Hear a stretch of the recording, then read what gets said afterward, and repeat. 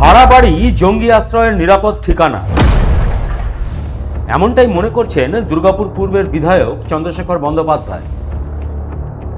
অবশ্য তার এই ভাবনা যে সঠিক তা সাম্প্রতিক অতীতের কিছু ঘটনা প্রমাণ দিচ্ছে। বর্ধমানের রেনেসাঁয় জৈশ-ই মোহাম্মদের জঙ্গি হামিম মণ্ডলের গ্রেপ্তারি,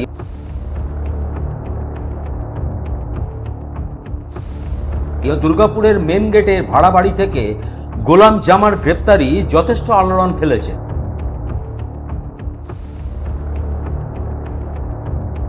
শনিবার সন্ধে দুর্গাপুরের বামুনাড়ায় তপবন সিটিতে দলীয় কার্যালয় উদ্বোধন করতে এসে সেই ঘটনারই উল্লেখ করলেন বিধায়ক।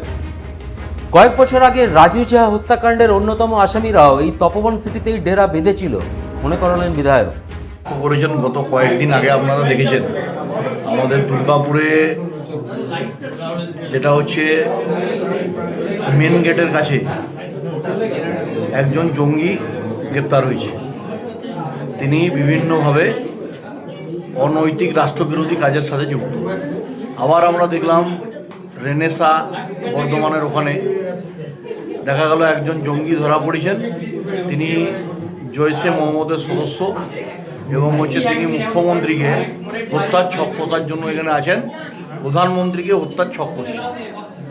এই ধরনের যারা রাষ্ট্রবিরোধী কাজের সাথে যুক্ত, দেশ বিরোধী কার্যকলাপের সাথে যুক্ত, এই ধরনের বড় আবাসনগুলোতে তারা আশ্রয় প্রশ্রয় নেওয়ার চেষ্টা করে বহু মানুষের থাকার সুযোগ সুবিধা নিয়ে। এর আগেও আমরা দেখেছি, আপনারা মনে থাকবে হয়তো, দুর্গাপুরের রাজু ঝা যখন শক্তিগড়ে মারা যায়, তার মধ্যে একজন অপরাধী এই ফ্ল্যাটেই হচ্ছে থাকতো ভাড়া নিয়ে। তো বিভিন্নভাবে এরকম এই ভাড়ার আড়ালে যে একটা চক্র চলছে, এই বিষয়টা যেন অন্তত পক্ষে মলানদিঘি আইসি এবং কাকসা ওসির কাছে একটা ডকুমেন্টেশন থাকে কোন ফ্ল্যাট ওনার কাকে ভাড়া দিচ্ছেন। উল্লেখ্য, বর্ধমানের রেনেসাঁর মতনই বামুনাড়া তপবন সিটি দুর্গাপুর ও শহরতলির মধ্যে অন্যতম বড় আবাসন প্রকল্প। এই আবাসন প্রকল্পে 12 তলা থেকে 14 তলা বিভিন্ন টাওয়ার রয়েছে প্রায় 100-র কাছাকাছি। প্রতিটি টাওয়ারেই কম বেশি প্রায় 50টি করে ফ্ল্যাট রয়েছে। আরও বেশ কিছু নতুন টাওয়ার গড়ে উঠছে, ফলে এখানে বসবাসকারী মানুষের সংখ্যা কয়েক হাজার ছাড়িয়ে গেছে বিগত বছরগুলিতে। দেশের বিভিন্ন প্রান্তের মানুষের বসবাস এখানে, ফলে প্রতিদিনই প্রচুর মানুষ এই আবাসনে ঢুকছে, বের হচ্ছে। অনেকেই এখানে ফ্ল্যাট কিনে বহিরাগতদের ভাড়া দিচ্ছেন। যারা ভাড়া দিচ্ছেন তারা ভাড়াটিয়ার সঠিক পরিচয়পত্র নিচ্ছেন তো, বা সেই পরিচয়পত্র পুলিশের কাছে জমা দিচ্ছেন তো? ঠিক এই জায়গাতেই আশঙ্কা প্রকাশ করেছেন বিধায়ক। তিনি এই বিষয়ে ফ্ল্যাট ওনার্স সোসাইটিগুলিকে অনুরোধ জানিয়েছেন যাতে তারা উদ্যোগী হয়ে যারা ভাড়াটিয়া হিসেবে আসছেন তাদের পরিচয়পত্র মলানদিঘি ফাঁড়ি আধিকারিক কিংবা কাকসা থানার আধিকারিকের কাছে জমা রাখেন।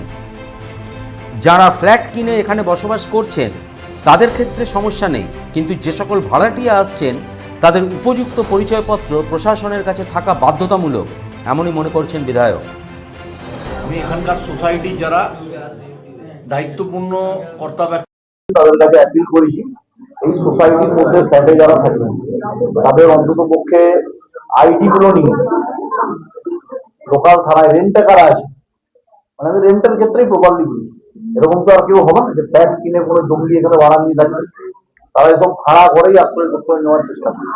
কারণ এখানেও তপবন সিটিতে জেহাদিরা, জঙ্গিরা আশ্রয় প্রশ্রয় নিচ্ছে কিনা ভাড়ার আড়ালে, এর বিষয়ে নজর রাখা এখানকার যারা থাকছেন সেই বাসিন্দাদের, আমি মনে করি এটাও আপনাদের একটা নাগরিক কর্তব্যের মধ্যে পড়ে। সেক্ষেত্রে যদি লিখিতভাবে আমায় জানান, আমিও ওসি, আইসি, ডিসিপির সাথে কথা বলে আমিও আপনাদের বলবো এই বিষয়ে আমিও কড়া পদক্ষেপ গ্রহণ করব। সনাতন গড়াই, 99 নিউজ বাংলা, দুর্গাপুর। আপনারা দেখছেন 99 নিউজ বাংলা। বদলাবো আমরা।